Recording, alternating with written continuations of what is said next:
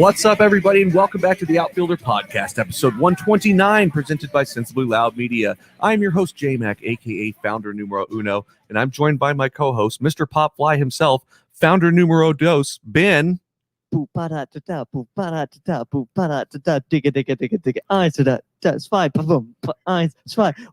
it's my understanding of the world today that it's not getting better. It's not going away, and I'm not feeling better. Baseball, Ben, what's going on, my man? That was the longest intro ever, Honey Bear. Well done, senor. How are you doing, J-Mac? Well, very well, Ben Baseball. Perfect. Well, light a fire for Baby Creole and see what we can find coming down the pike with Who is on Base.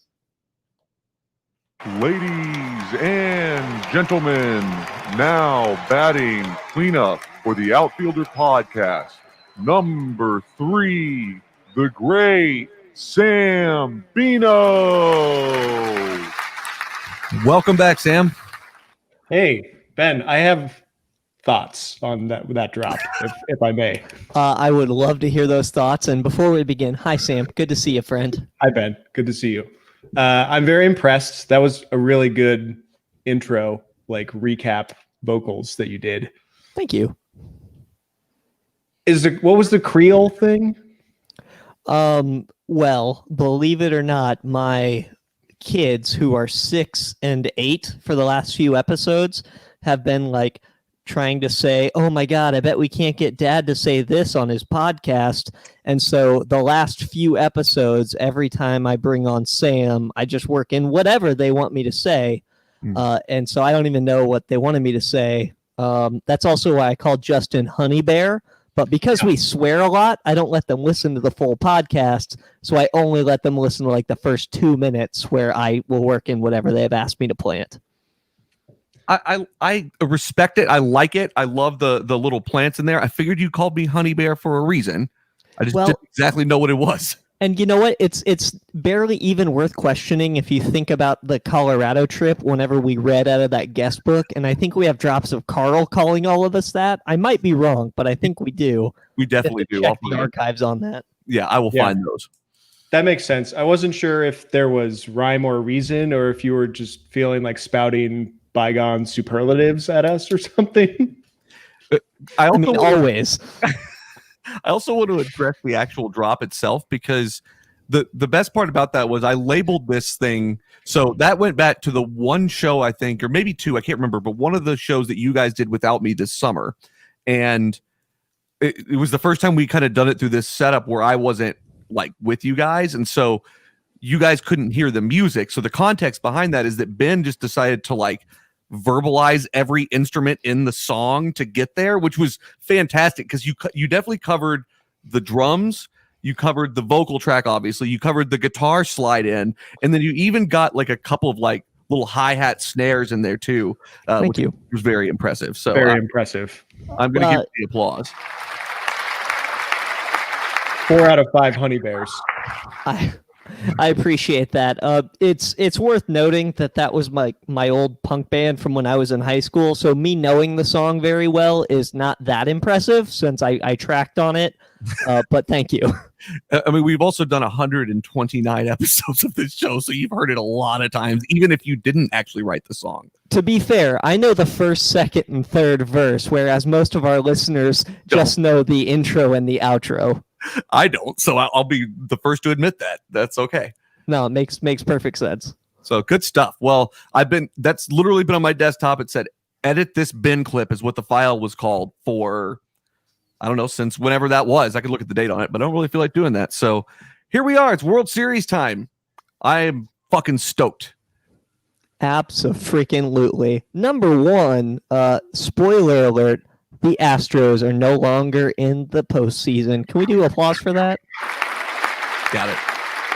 Don't even worry about it. Oh, I gotta say, I really didn't care what happened in the ALCS or the NLCS as long as Houston is eliminated. But what about y'all? I mean, I'm glad that it's worked out the way it did because I think we have the two best teams. We'll get into like the actual series here in a few minutes and kind of go game by game on those a little bit. But I definitely think the best two teams made it. overall, I think we have a good product in the World Series. That being said, I definitely wanted the Astros to lose. Well, and let me be clear, I'm not parsing words because I'm anti-Astros, although I think the more we do this pod, the less of an Astros fan I become. I think when we started out, I didn't have any vitriol towards them, but I think this year especially, given the World Series stuff from 2017, like that to me really grinds my gears. Same. Very glad that the Astros lost. They didn't make it easy. It didn't look like they were going to make it hard, but they definitely did. They made it really hard for the Rays. It showed that the Rays were like a little bit vulnerable. And the same thing happened in the Dodgers series. Like the Braves had no right at all to take 3 out of 7 games from the Dodgers. Yeah, that's probably true. That's almost certainly true, but the Braves looked really, really good. They were really hot at the right time, but they definitely would have lost either the Rays or the Astros on the other side of it. Yeah, I think if the Braves made it, it would have been a bloodbath. I'm glad that the Braves did well, and it was a good game last night, the 4 innings I watched. But yeah, I don't know. The LA looked like they were melting down. They really did. It got off to a really, really sluggish start for them, and then Kershaw got a little questionable as far as health goes. Again, we'll get into this game by game in a minute because I definitely would have talked about some of the finer points there. Kind of watching through these, I definitely picked up some notes along the way, so we'll go through them specifically. But there were a lot of question marks there for a few minutes as that series progressed on, and I kept thinking, I was like, man, like Atlanta jumped out to a 3, I think it was a 3-1 lead right away, and it was like, man, like they're really not going to fuck this up, are they? Because you always feel like you have so many chances at that point. And then as I watched like game 5, I was like, they're going to fuck this up for sure. Like they're going to lose the series. And it felt like they were, and they certainly did. Yeah. The Dodgers, like, I think they just got poop in their pants the first 2 games. The Braves stole 2 that they had no right to steal 2. And then it was a race to keep them from winning another 2. It was wild. And I mean, on the other side of it, you had kind of a bullpen by committee type team formed where, you're pulling Blake Snell in like the 6th inning and he's super pissed off about it, but the numbers tell you to do so. So you do it. And I mean, I can't hate on the Rays because they're a very, very strong team and they absolutely deserve to be there. They were on pace what they would have won 96 games this year in a regular season. So they're a very, very good baseball team. And they definitely benefited from the shorter season too, though, I think. Yeah, I think the Braves definitely had the luxury of getting hot, and the same thing about Oakland to an extent. They got hot at the right time, but heck, we can even say the same thing about Houston because y'all called it. Corrections corner from last week. They were below 500 at the end of the season. I misspoke when I said that they weren't. They were They were 29-31, and to advance as deep as they did into a Game 7 of the ALCS. I mean. Power to them. Later when we get to the World Series preview portion, we're definitely going to talk about kind of the structure of it and how it's different than the ALCS and the NLCS was and how that might sort of favor one team or the other. So we're going to have to go into that. But definitely a lot of stuff to unpack. Definitely. And I think there's this thing about the Rays, too, where they benefited from the situation that the Red Sox were terrible, that the Blue Jays aren't quite there yet, that like all the teams in their division, like the Yankees were just honestly not like I will be very interested to look back at the season preview because I don't remember exactly what I chose as far as how many games I thought the Yankees would win, but they definitely weren't as good as I thought they would be. And they just got butchered by injury, and the Rays were able to kind of take advantage of that kind of a low year, even albeit a strange season. They're able to take advantage. And I definitely think that short season makes a difference too. Well, and I'm almost wondering if what's interesting is because we had such a short season, if that's what made it to where still at the end of the day, it is the number 1 team from each division making it into the or from each league into the World Series. Do you think that plays into it? Doesn't hurt anything, that's for sure.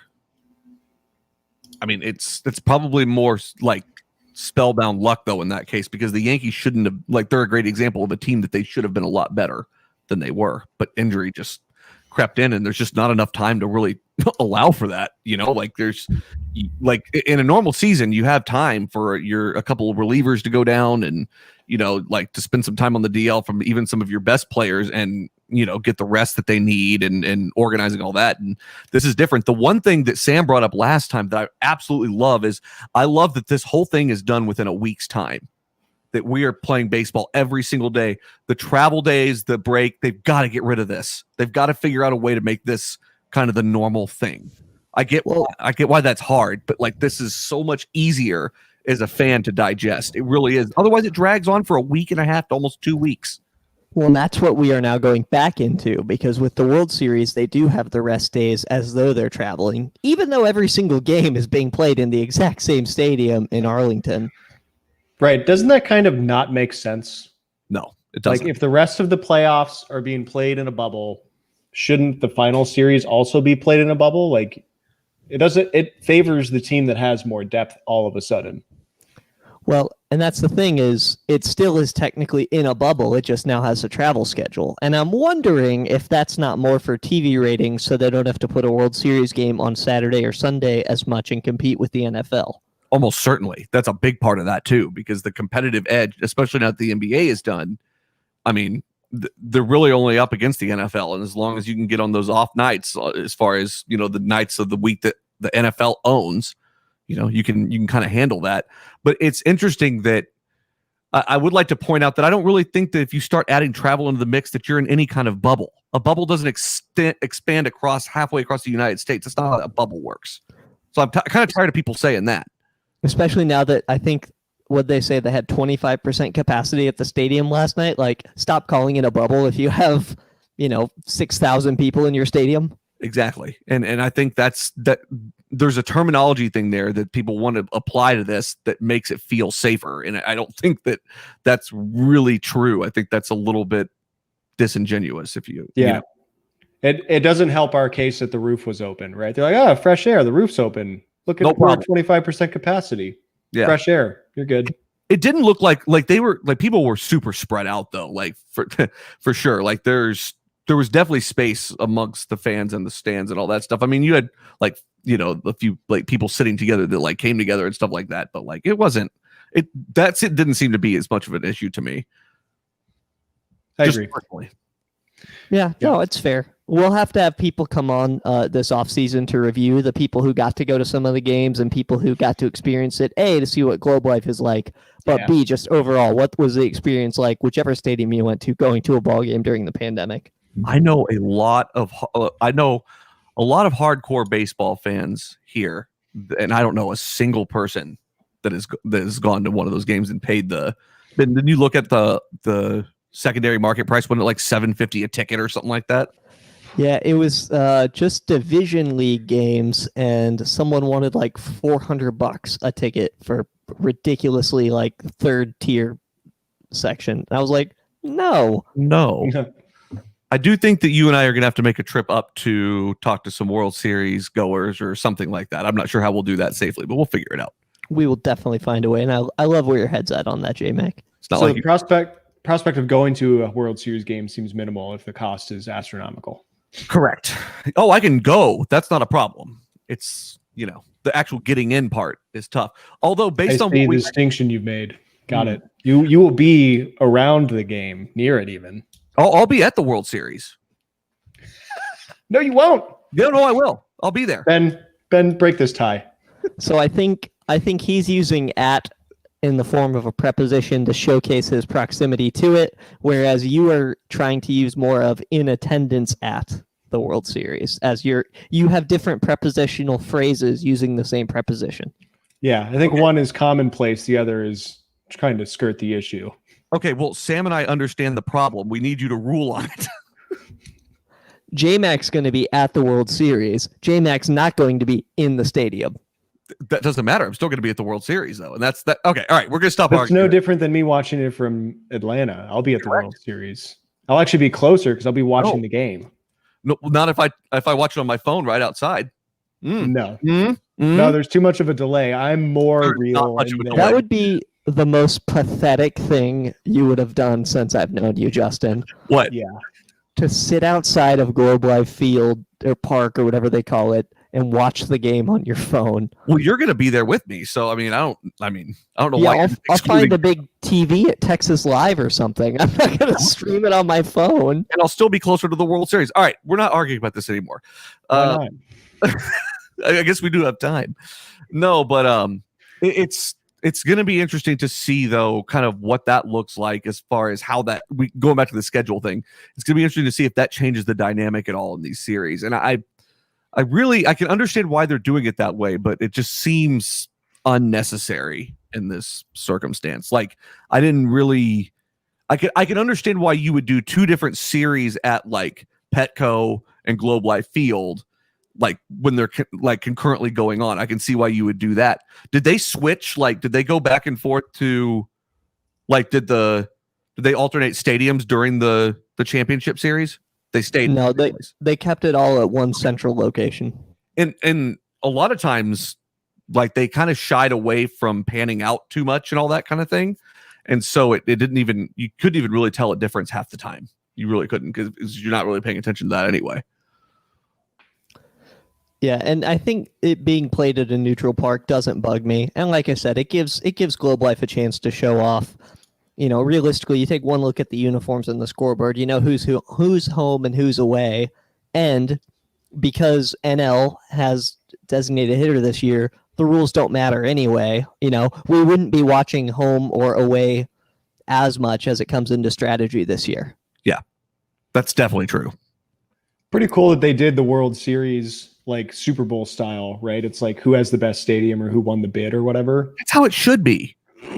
Yeah, I mean, to do with anything like I did like I know we disagree on this. I like the All-Star game winner choosing like what home field advantage is because it means something. But other than that, that's where I'm 100% on that. Is it makes the All-Star game have stakes, which is important. I think we're aligned on that. I don't know if anybody here disagreed with that. Oh, I thought that you didn't really feel strongly about that one way or the other. No, I want it to have meaning. It's fun when it has meaning. They try. I agree. I 100% agree. But yeah, I like the idea of going to the shiny new stadium and everything. And I think I don't know why they don't. I mean, how do they choose that? I don't even know, to be honest. I was going to ask. I'm wondering if it was like newest stadium, that would be kind of a shoe-in because it was brand new. Yep. Or like throwing ownership a bone because they just built that new stadium. So I don't think it's ownership. I think it's combination of newest stadium and worst record. Oof. Because then they didn't want your team to have a home field advantage. Like if we're going to pick a neutral site, let's pick a truly neutral site who has a really poor record. And Pittsburgh, Boston, Texas, who has the best? Yeah, exactly. Texas has the worst record and the newest ballpark. Check both boxes. Send it to Globe Life. Look at our pretty grill. good. I hadn't even thought about that aspect of it. It's a good looking ballpark though. I like it. People gave it a lot of shit online for how it looked on the outside. Like nobody cares what it looks like on the outside. When you're there, that's what you care about. You're inside. When you're at the ballpark, if I may. Okay. All right. You'll see the shitty part, not the good part. There's going to be more content around this. I guarantee it. This argument is not over. It's a good looking ballpark though. And like the other thing though too to consider is like the NFL, for example, like whenever they host a Super Bowl, the new stadiums can't host a Super Bowl for like 2 years or something like that until they get all the like traffic and all the crap worked out that you don't necessarily foresee coming, even though you probably should, but it just kind of happens that way. It gives them some time. I love that they're just bulldozing through that entirely. But if you don't have fans, it's not as big of a deal, or a smaller amount of fans, I should say. As a North Texan, the Jerry Jones, AT&T Stadium, Dallas Cowboys Stadium, when they hosted the Super Bowl, and it just happened to be an ice storm for the entire week. What a cluster mess in Texas! Like no bearing on Jerry or ownership whatsoever. But like you get one shiny nice new thing, and Mother Nature says, not gonna happen. It's pretty good. It's twice now. Yeah, 2 times in a row here. It's not great. It's not a good look. But yeah, I think though that It's interesting that they decided to just bulldoze right through that concept, though. But like I said, if you have 25% fans or whatever, I guess it doesn't really matter in that case, right? And the parking's all figured out there. It's not like they plopped the stadium in the middle of downtown Dallas, right? This is like a pretty known quantity, how to get there and how to park and all that stuff. The one thing that kind of baffles me, and Sam, you might know better than I, but you used to park on the other side, so I don't know how well you know, like, kind of the other side of the parking lot over there. But didn't they build that ballpark on top of an old parking lot? Yeah, they did. And that was like a massive parking lot, right? Right. But there's a lot of parking around there anyway. And plus, there's always like a ton of parking. So, yeah, okay. because the Cowboy Stadium is right there, there's all that parking lot opened up.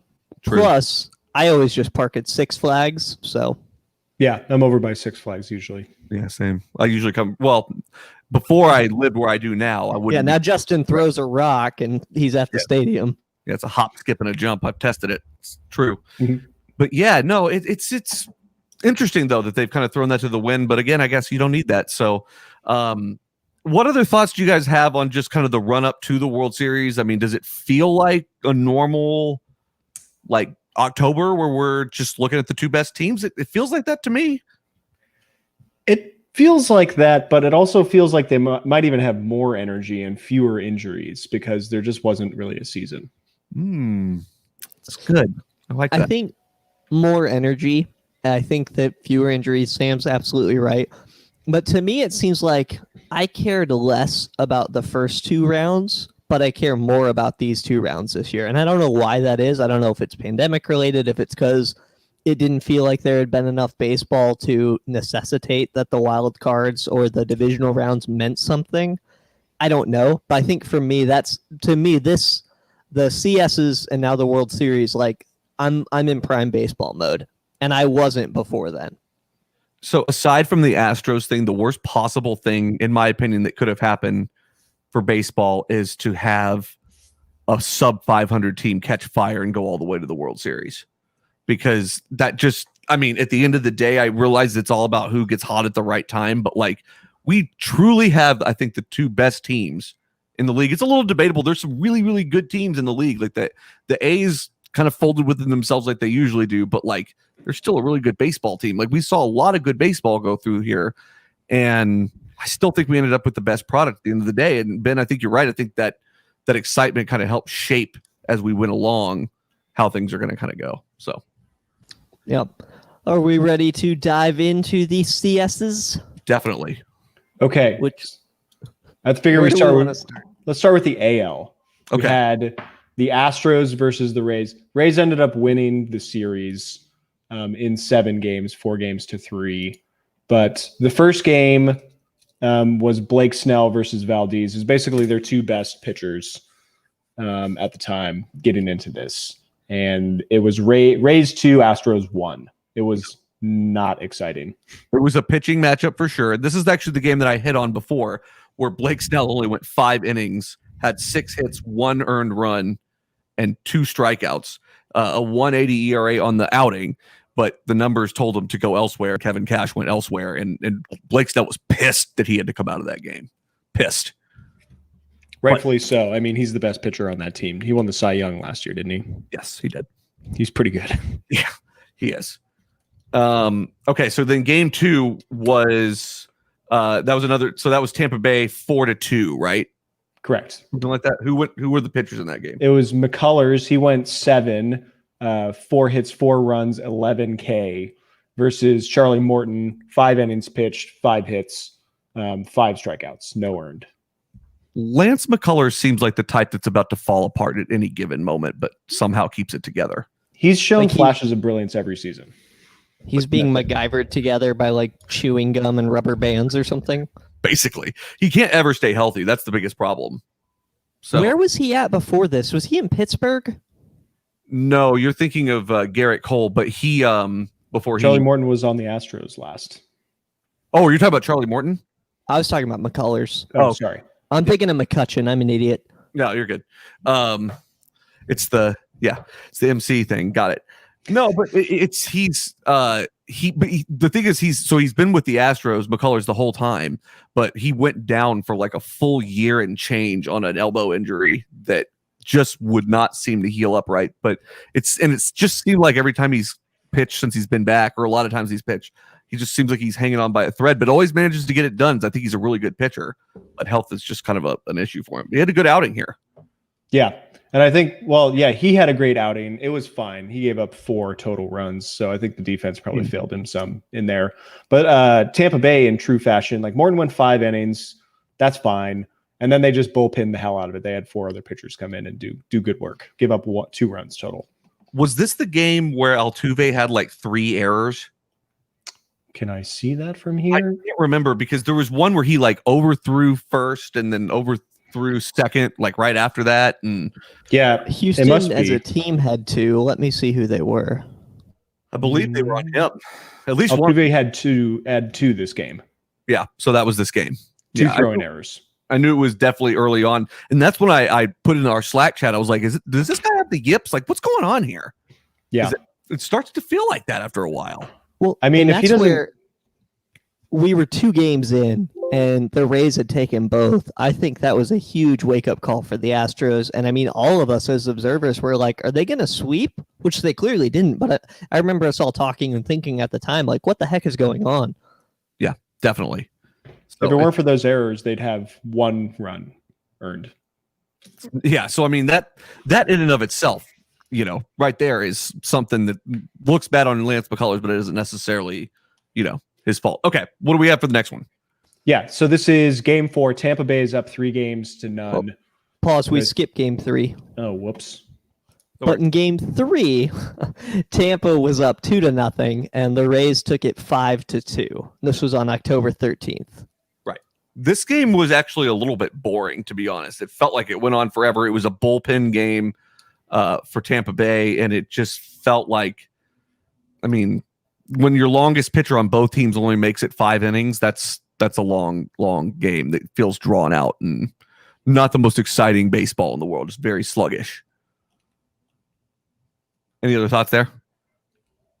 All right, 4. Sam, you were ready. Do it. Yeah, no, I definitely just like misspoke. I was looking at the right game and I said the wrong number. No, you did. Game 4, Astros 4, Rays 3. This was a good game. Tyler Glasnow, another excellent Rays pitcher versus Zach Greinke, like one of the best pitchers in the game right now. And I mean, on top of that, Altuve turned around and had an excellent game in this one. So, like, I mean, he had 4 RBIs in this game. 2 RBIs, sorry. 4 hits, though. And, I mean, he it's just so weird. It's like the guy goes in these, like, really weird waves of being, like, Jose Altuve, and then all of a sudden he just, I don't know if he just, like, loses focus and the mental aspect gets to him, but, like, that dude out there making throwing errors, it's just not something that usually happens. Well, I think he probably saw your message and said, does this guy have the yips, and took issue with it. He was trying to prove you wrong. Yeah, that's true.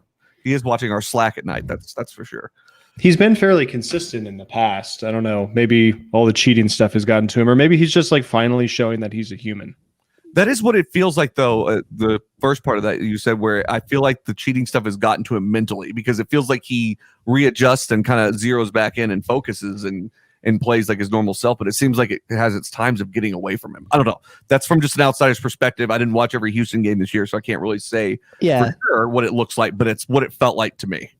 Well, and especially too, it makes sense where, and I'm not trying to dredge up the cheating stuff, but we're not even talking about his batting, which is how the pitching, happened. This is specifically in fielding. Whenever we see a fielding errors like what we saw, it just made you kind of wonder, what's going on. And like you said, J-Mac, then he kind of it seemed to regain focus. Yeah, definitely. Okay, next one. My internet's slow. It's working on it. Do you guys have it up? Is this game 5? This is game 5. Yeah, I have it. So game 5 was going to be, so Tampa was up 3-1 and the Astros took it 4-3. Yeah. This was the game that we had no errors. It was a very clean game. Let's see who our pitchers were. It's not telling me. The Astros walked it off. Oh, yeah. This game was interesting. The next one was a lot more wild, but yeah. This was Luis Garcia for the Astros versus John Curtis. Does that mean they threw a starter? They did. Sorry, he went 1.1 innings. Then you had, so this was for the Rays. The starter, John Curtis, went 1.1 innings. Then Josh Fleming came in and went 3 innings. And then Let's see. After that, you had Aaron Slaggers come in. He went another 2.2 innings. And then after that, you had Nick Anderson come in and went 1.1 innings. Bullpen did not work this Bullpen game. did not bail them out of this game. Not anywhere close. Well, and you got to think about it too, because there was no rest time. What's the stress? Because the bullpen had bailed Tampa out a ton this year and pitching by committee. Is this where we started to see cracks in the armor? It's a good question. That is really the ultimate question of how this is actually going to work. It's kind of wild that they've gotten to a World Series with it, though. So, okay. The next game is where I really started to sweat my pick about Tampa Bay. Yeah. We had Valdez and Snell again, a rematch of game 1. And they both gave up runs. It was not pretty. It was not a pretty game at all. Not for either of them, really.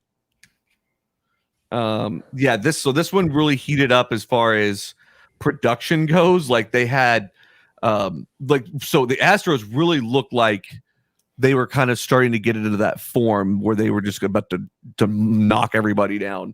And while this whole thing was really sloppy, you still had that feeling like momentum was shifting.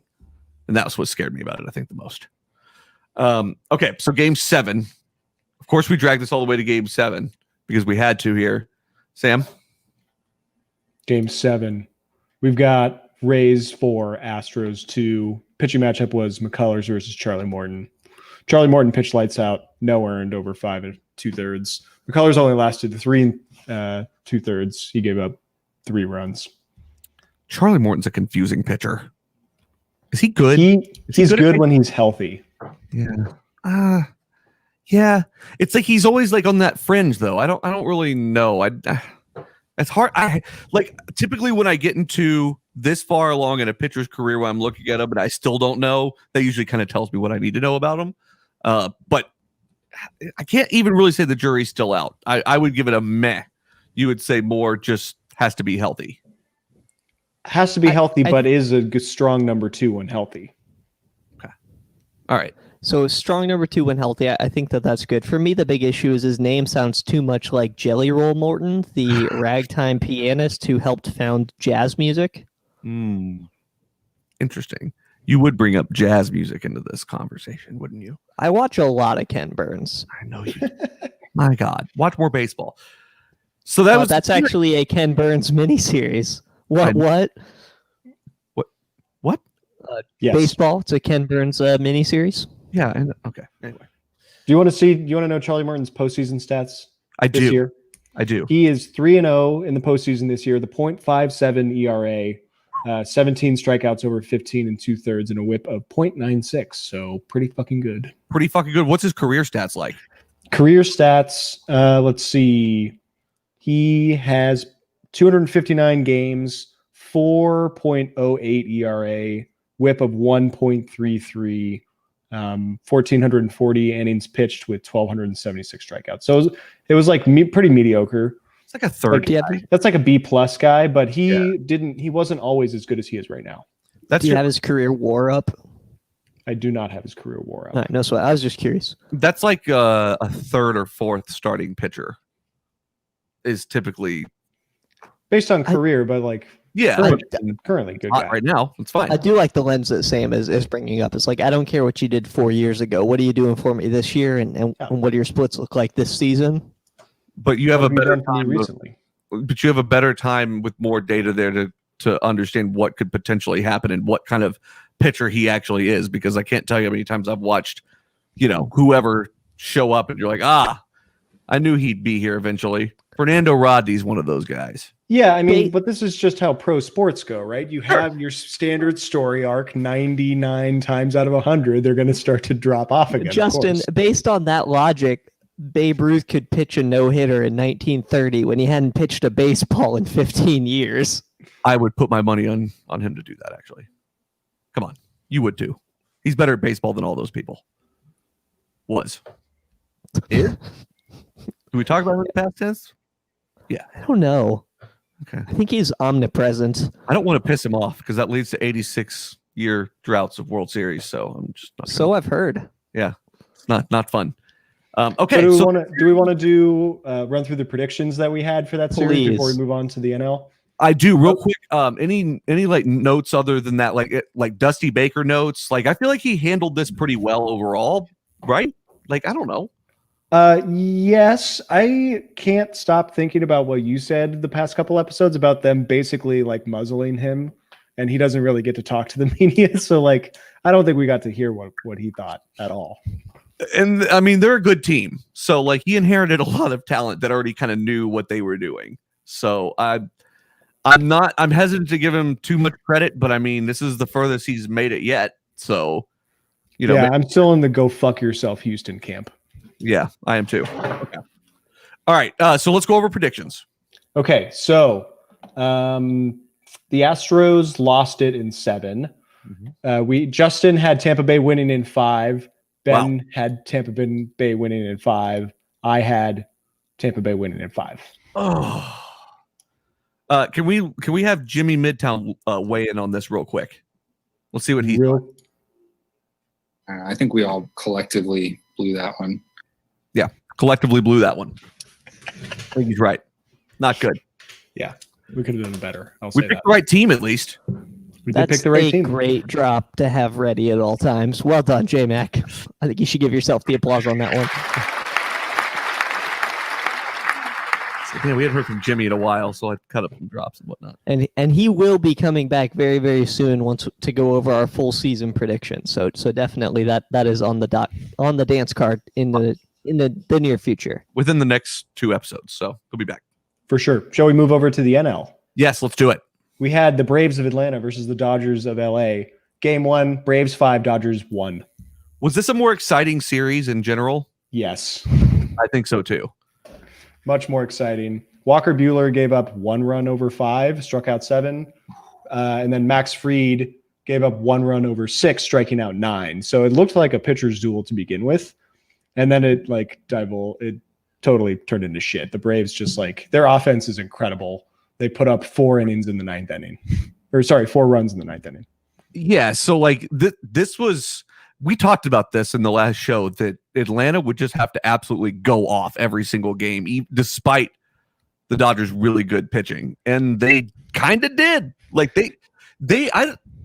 You mentioned this at the top of the show. Are they kind of fraudulent in your mind? Like, do they deserve to be there in that? The Braves? Yeah, it's a tough question. Offense is really good. Pitching still pretty bad, but the pitchers that are good in Ian Anderson and Max Fried were good this series. Yes. Not only, I think it's overall, I think they wouldn't have lasted 162, but based on the way the season went, I think they had the right to at least try to play in. Yeah, definitely. I agree. I think it's worth noting that the Dodgers pitcher who gave up all the runs is Blake Trinian. He's been around the block a couple times. Yeah. So for sure. Wasn't he with Oakland last? Yeah, he was like an elite closer maybe 1 or 2 seasons ago. Yeah. But yeah, so it all fell on him. He has an 81 ERA at the end of this game. Pretty bad. Pretty bad. Acuna was actually kind of quiet in this game, but the rest of everybody sort of made up for that. You had some good production from Marcell Ozuna. Freddie Freeman kind of came into the mix there a little bit. Ozzy Albies looked incredible. 2 RBIs for him in this game. Overall, very, very impressive game overall for Atlanta. 5-1 was the final in it, so it was a good one. Next, hold on, I have a question for Justin. Do you know? Are you looking at game 1? Yes. Don't. Why? I have a question for you. Okay. Who had an OPS of 1,000? Pablo Sandoval did. Pablo Sandoval. Yeah, he did. Yeah. Why was he in that game? So this was one of those that I watched the second half later, and I didn't watch it with any commentary. I don't know why he was in that game, or why he's on a baseball uniform. It seems to me to drive you crazy. Why do teams feel the need to pay this fat fuck? That's what I don't understand. Mark that for later, by the way. It seems to me that he was just put in the game to get hit by a pitch because he has no walks, nobody left on base, but he has an OPS of 1,000. So I think he got hit by pitch. Wouldn't you put your widest guy on, wouldn't that make sense? Yeah. Okay. All right. Just checking. Good. Okay. Game 2. Mark that. Good. Game 2, Braves 8, Dodgers 7. This was Gonsolin versus Ian Anderson. Ian Anderson pitched well, but he only lasted 4 innings. So then you're getting into the Braves bullpen way early. And then Gonsolin lasted 4 1/3, gave up 5 earned. Oh, yuck. Not good. This was really Atlanta's offense going off on like the LA's not best pitcher. Yeah. And Gonsolin he gave up a couple runs last night in game 7 too. Yes, he did. So like there's consistency issues there for sure. But this was a really good game. This was a hit parade like crazy.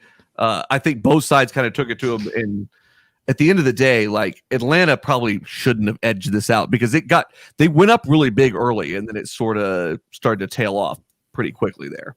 Because they did. LA put up 3 and 4 innings in the 7th and 9th, respectively. Yeah. So what I think was really interesting, and they said this last night on the Game 7 broadcast, and it didn't hold true last night, but the fact that if the Braves scored runs in the first, they hadn't lost a game that series.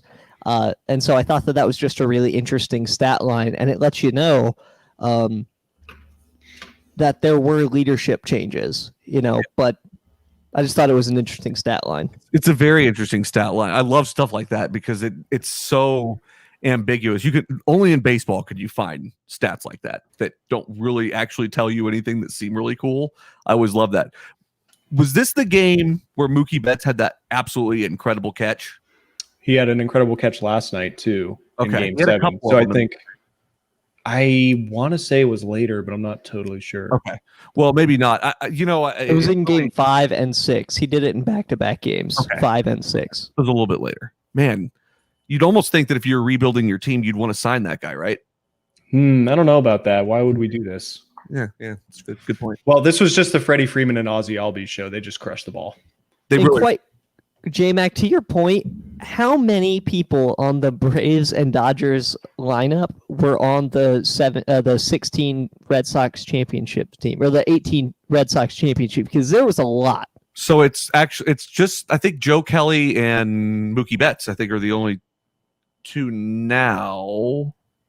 I feel like maybe there's one more, like a relief pitcher or something like that. It feels like a lot, but I mean, I guess I kept seeing names yesterday, and I kept thinking they were all legacy Red Sox. Yeah, well, and I mean, it is what it is, I guess. But I mean, the Mookie Betts thing is something I will never understand. I mean, you watch that guy; he's an incredible baseball player. He is not as good as Mike Trout, but he is the closest thing I think that there is to Mike Trout, and that includes Bryce Harper. What about Nolan Arenado? I think he's underrated. Definitely underrated. Him.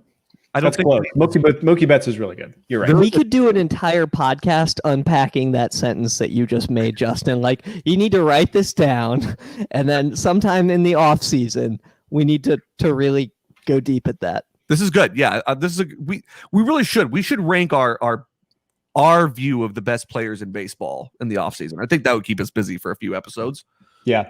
I will give you my top line. I think it's Ronald Acuna Jr. He just hasn't been around that long yet. Interesting. I think there's some underrated guys we're not thinking about that I'd want to look more into, though.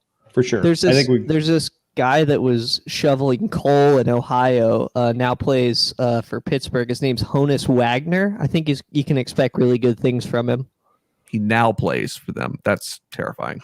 Oh, I'm sorry. I thought this was 110 years ago. I apologize. Dang. Ben got stuck in another time warp or something. Okay.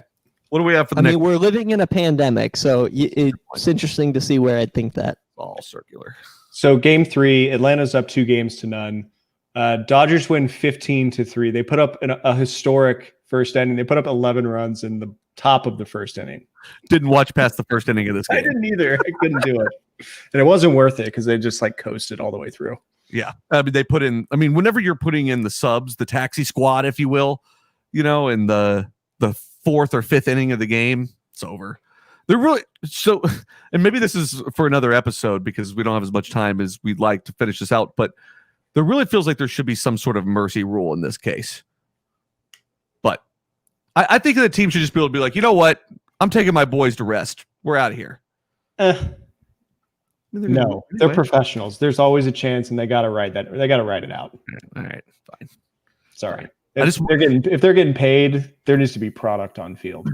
You know me so well. Why would I want to see a mercy rule in place? Why would I want to see that? Do you know? Save your own damn time. Not well that. You do know me well. So there is that, but also because I would love to watch the embarrassment of the sheepish manager that has to take the card out there and say, we're gonna go home. Yeah, I think we would need some sort of ridiculous rule. They're gonna need to light a signal fire that says that they're gonna forfeit. Dance it out in the umpire circle. J-Mac, why would they drive the cart out like that? They didn't walk. No. They drove onto the mound. No, sorry. They walked the lineup card. Walk the cart. Oh, I thought you meant they now. drive the cart, like the golf cart. They should have to do that. They should have to drive like around the warning track or something like that, and then give the umpire.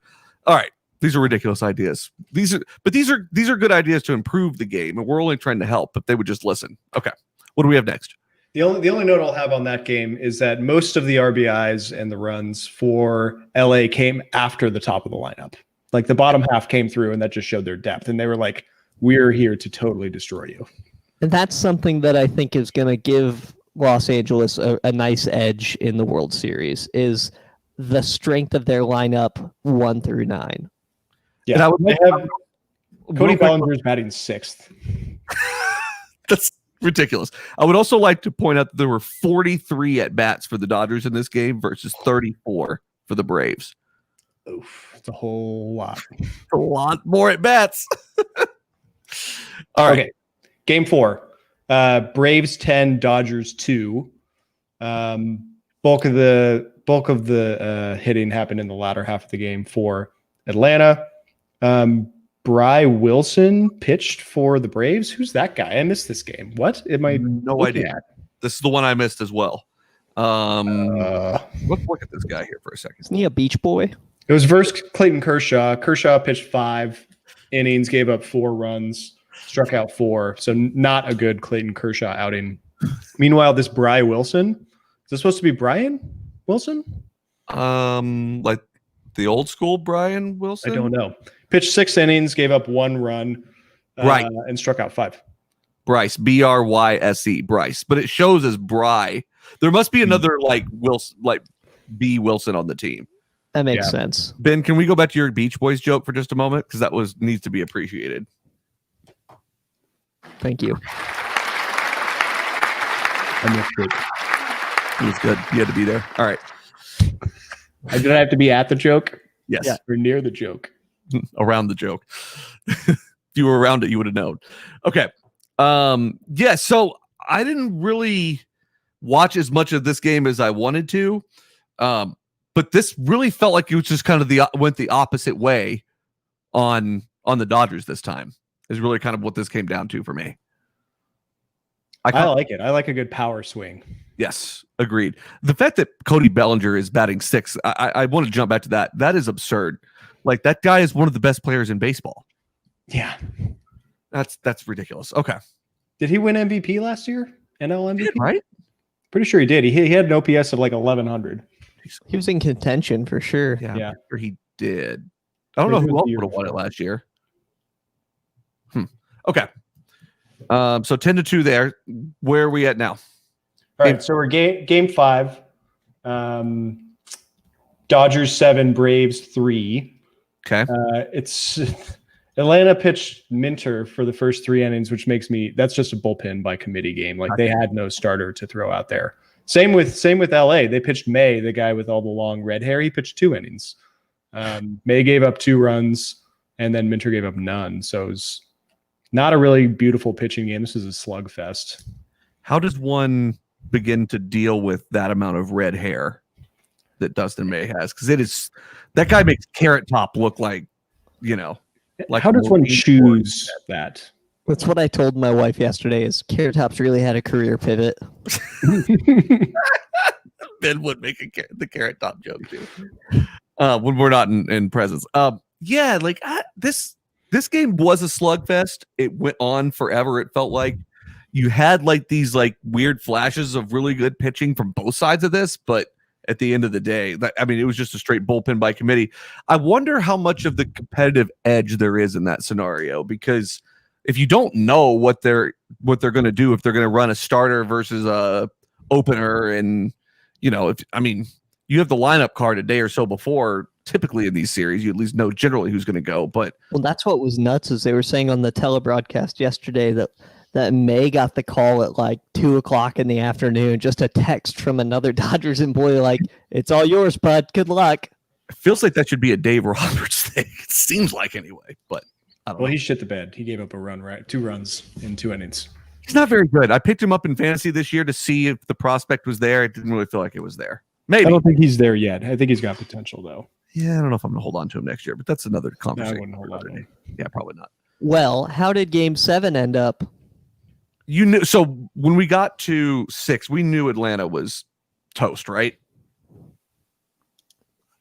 I think there was still a shot, especially when they went up in the first and second yesterday.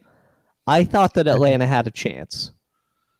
I thought they had a chance too. Did you? I just kind of felt like the Dodgers were the better team and they were going to win that series. They really felt that way from about game 4 onwards. They certainly felt better, but Atlanta went up. They scored a run in the first and the second. I was like, ooh, shit, here we go. Yeah. Yeah, I mean, and that's kind of how these have gone for them all year, really, is just, outslug the competition. They're a really good young team still. Yeah, but then nothing happened after that. They scored a run in the 4th. They ended the game with 3 hits. So not good. Not good. You're telling me I have to hit in baseball to win the game? Sometimes. It's what I like to refer to as a soft fart at the plate. Just not great. Sam's like, likely at least once, Ben. So the Braves lost. Very sad. Atlanta is mourning both the Falcons, who are like 1-5, and the Braves, who've now exited the postseason 3-4 years in a row early. So should we get into? So real quick before we get in there, is there any manager blame there? Do you think Brian Snicker is going to be around long? I think he just re-upped like last year or something. But I never thought the man was that special, but I think he's around for a while. He's sort of the milquetoast version of a baseball manager. It's a good use of the word milquetoast. I certainly appreciate that. It's one in my common lexicon, and nobody else really knows what that means. So I knew you would. Okay, yeah, let's get into any other thoughts there as far as any leadership changes or anything like that. Like, I think Kevin Cash is one of the better managers in baseball, and will definitely be hired by a bigger team than the Rays at some point. It'll be the Joe Madden thing all over again. Yeah. So, yeah, okay. Totally agree. And I honestly thought that, one other thing. I honestly thought that if the Dodgers lost that series, I was really pretty convinced that they were going to fire Dave Roberts. Oof. That would be rough, man. To me, I think the Roberts blame would have come down to if Kershaw got the call last night, and then depending on how that went. If the game went poorly and they thought they needed him, or if they started him and then he wasn't able to do well in the World Series. Like, I thought that Roberts is mainly on the hook based on Kershaw's health and performance. Which is wild. It's wild. Okay. Predictions. Let's do it. Predictions. So LA won in 7. Justin had LA winning in 6. Ben had LA winning in 5. I had LA winning in 5. So nobody for the CS got any team and number of games correct. But Justin was actually the closest because he edged us out in the LA game department by 1. So Ben and I were identical picks. It's the equivalent of betting $1 on The Price is Right. Yes. So World Series. That's what we play next.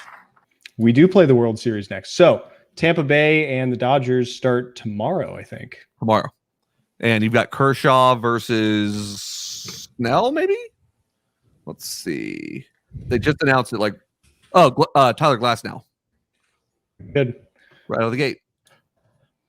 Who's going first? How do we want to do this one? Do we want to predict game by game this time or we just want to do the whole series? I would do the whole series without knowing the pitching up front.